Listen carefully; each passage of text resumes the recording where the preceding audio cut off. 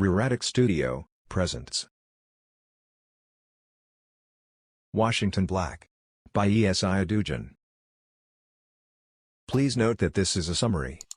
Season 1, Chapter 1, 2 and 3. I am unsure of my exact age, although I might have been 10 or 11 when my first master passed away. Nobody wept for him, so we sat in the fields and cried. Weeping, bereaved for both ourselves and the upcoming estate auction. He passed away at a ripe old age. He was lying in a shaded chair on the lawn, emaciated and stooped, with a blanket on his lap. I could only see him from a distance. I believe that he was once kept like a specimen in a bottle. His usefulness had undoubtedly outlived him, since he had survived a crazy monarch, the slave trade, the fall of the French Empire, the rising of the British, and the beginning of the industrial era. On that final evening, as the red sun sank in the cane all about us, I recall squatting on my bare heels in the rocky soil of Faith Plantation and placing a hand hard against Big Kit's leg, feeling the heat of her flesh baking up out of it, the strength and might of her. We waited in silence as the overseers carried the casket out of the great house. They dropped the rail into place with a boom and then rode rattling away after sliding it raspingly into the straw of the wagon. Me and Big Kit were there to see the dead being let free when it all started. 18 weeks later, on a morning, his nephew arrived at the head of a line of dust-covered carriages that had been driven straight from Bridgetown's harbor. We at the time considered it a mercy that the estate had not been auctioned off. The gradual, creaky ascent of the soft slope under the protection of the pom-poms. A bizarre canvas-draped thing that was the same size as the thrashing boulder in the little field was sitting on a flatbed wagon at the back of the caravan. I had no idea what it was for. I clearly recall seeing Gaius and Emmanuel unlock the carriage door and extend the step while Big Kit and I were once again at the cane's edge. I hardly ever left her side back then. At the great house, I could see the attractive Amy Lee, who was around my age and whom I occasionally caught dumping the wash water from the pans outside the scullery onto the tall grass. After straightening out her apron, she went down the first 2 steps of the veranda and stopped. The first man to appear was holding his hat and had long, horse-like black hair. His eyes were shadowed by thick brows. As he descended, he lifted his face and turned to face the estate's occupants, both men and women. I then observed him make his way back to the odd thing and circle it while examining the ropes and canvas. He turned, placing a palm over his eyes, and for a terrifying split second I felt his eyes on me. His jaw was somewhat active as he chewed something with a soft texture. He did not turn his gaze. But the individual who caught my eye was the second one, the menacing figure in white. We could all see that this was our new master immediately. He was tall, irritable, and sickly, and his legs were bent outward like calipers. A shock of white hair emerged from behind his white hat with 3 corners. I perceived his skin to be undercooked, with pale eyelashes. The eyes of a master are something that a man who has belonged to another learns to study very early. What I saw in this man's eyes horrified me. He controlled me and everyone else I shared a home with, including our lives and deaths, and that made him too happy. Erasmus Wilde was his name. Big Kit shuddered, and I could feel it. I realized. His ghostly white face shined, and the crisp white folds of his clothing were almost too dazzling. I went about my business in quiet because I was afraid that he might disappear and reappear at will, that he needed blood to stay warm, and that he may be anywhere and invisible to us. I was aware of the nature of evil since I had previously witnessed numerous deaths. It was white as a duppy and drifted out of a carriage one morning into the heat of a terrified plantation without having any expression on its face.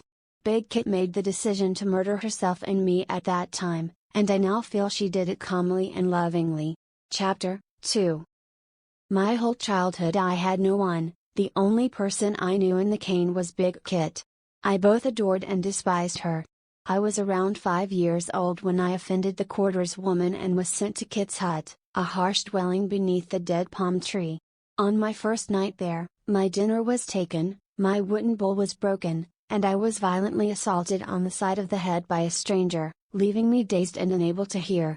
2 young females pooped on me. My handcrafted sandals were hacked off my feet for the leather as their grandma held me down by biting into my arms. I initially recognized Big Kit's voice at that point. "Not this one," she said. "And that's all."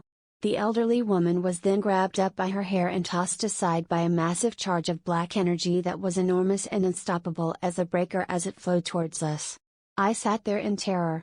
Big Kit simply gave me a nasty look while glaring down at me with her orange eyes, and then she sat back down on her stool in the shadowy nook. But when I awoke, I discovered her kneeling next to me in the dim light.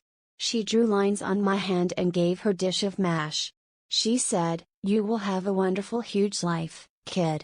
Life of numerous rivers." She then spat into my fist, which was closed, causing the spit to run between my knuckles.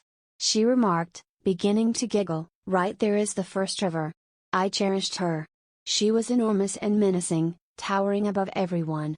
She was feared because of her stature and because, before being abducted, she was a saltwater witch in Old Dahomey. She would plant curses in the ground beneath the cottages. Eviscerated rooks would be discovered hanging on doors. She scooped food with her fingers from a strong smith's apprentice's bowl and ate it in front of him every morning and night for 3 weeks until they came to an understanding. She would tear up the miserable dirt while muttering bizarre tunes beneath her breath amid the smoldering fields, her skin vibrating. Some evenings in the huts, she would sob in her sleep while muttering in the low, dense language of her realm. Nobody ever mentioned anything, and the following day she would be in the fields in a charge rage, wielding a dull axe and destroying everything in her path. She once admitted to me in a whisper that her real name was Nyawi. 3 sons were born to her. 1 boy was all she had. She hadn't given birth to a boy or even a girl. Her tales evolved as the moon did. She used to mutter certain incantations while sprinkling a handful of dirt over her blade on some mornings at the crack of dawn. Her voice was husky and sounded as though she were filled with emotion. I adored the voice and the gritty music. When she would begin, when I was royal guard in Dahomey, or after I crushed the antelope with my fists, like this, she would suck air through her teeth and squint up her eyes. I would stop whatever activity I was working on and stand and listen in awe. She was a wonder, a window into a world beyond the huts and the ferocious fields of faith that I could not conceive. As a result of our new master, faith itself became dim. He fired the veteran overseers on the 2nd week. Rough dock workers with tattoos, red faces, and grimacing faces arrived in their position. These individuals had sunken eyes like demons, papers crumpled into their pockets, and were either former warriors, former slavers, or simply island impoverished. The maimings then started. "We are so wounded, what use are we?" Men stumbled into the fields while bleeding from the legs, while ladies had bandages covering their ears. Elizabeth was had to eat out of a full chamber pot since Edward hadn't cleaned the one from the day before sufficiently, and Edward got his tongue cut off for backtalk. When James attempted to flee, the master had an overseer burn him alive while we watched as punishment. We then filed through the charred horror of him, one by one, and each of us received a second branding as an iron heated in the embers of his fire. The first of the new homicides was James's, and then there were others. Sick males were shot, hanging over the fields, or beaten to death. I used to cry at night when I was still a boy. Big Kit's orange eyes were furious and narrowed with each fresh murder, but she did little more than growl grimly in delight. The door was death. I believe she wanted me to comprehend that. She wasn't afraid of it. She belonged to a long-forgotten religion with roots in the high river areas of Africa, a religion that believed in the rebirth of the dead in their original, complete form. That was the thought that had struck her as she approached the guy in white, like a poisonous thread dropped into a well. She revealed her plans to me one evening. "We will finish it soon," she assured me. "It wouldn't harm you." Where we were lying in the cabin, she said, "Does that terrify you? To be dying?" I confidently replied, "Not if it doesn't terrify you." In the dark, I could feel her arm encircling me in a protective manner. She made a deep, ominous rumbling sound from her chest. "If you die, you resurrect in your home country. You are liberated when you awaken." She sensed my slight shrug of one shoulder at that point and used her fingers to tilt my chin. "What is it now?" she questioned. "You don't think that?" I didn't want to tell her because I thought she would get upset. I then said, "Kit, I don't have a homeland. Here's where I'm from. So I once more awaken here as a slave? However, you won't be present." She said firmly, You come with me to Dahomey. That is how it operates. Do you remember seeing them? The dead have awakened? Are you going to Dahomey? She said quietly, I saw them. We all observed them. We were aware of them. And they appeared content? They were unenslaved. I could feel the weariness of the day setting in. How's it going, Kit? Free? She shifted in the ground, and then I felt her pull me in close as her hot breath was at my ear. Oh, kid, nothing like that exists in this world. When you're liberated, everything is possible. You travel to whatever location you desire? You travel to whatever location you desire. You can get out of bed whenever you choose. You don't have to respond if someone asks you a question while you're free, she muttered. You are not required to complete any tasks that you do not want to. Simply let it alone. I wondered as I closed my drowsy eyelids. Is that true? Just behind my ear, she kissed my hair. You just put the shovel down and move. If so, why did she delay? As the days went by, Faith became harsher and more violent, yet she did not murder us. Her touch was resisted by some sort of presentiment or warning. She took me outside into her tiny vegetable garden one evening, where we were by ourselves. I started to shake as I saw the host's sharp, rusty blade in her hands. She just wanted to show me the baby carrots that were just starting to sprout, though. She woke me up again one night and stealthily guided me to the dead palm tree through the tall grasses in the pitch black, but she did so simply to warn me not to discuss our plans. She growled, if anybody hears that, kid, we are truly separated. I didn't know why we were kept waiting. I informed her that I wished to visit her native country.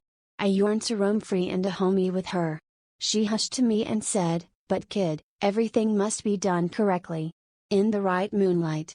The appropriate words the gods cannot be called in any other way. Then, however, the other suicides started. Cosimo used an axe to cut his own throat, and Adam pierced his wrists with a nail that was taken from the forge. One after the other, both were discovered in the mornings lying bled out in the grass behind the huts. They shared Kit's belief in being reincarnated in one's ancestral home. They were old salt waters.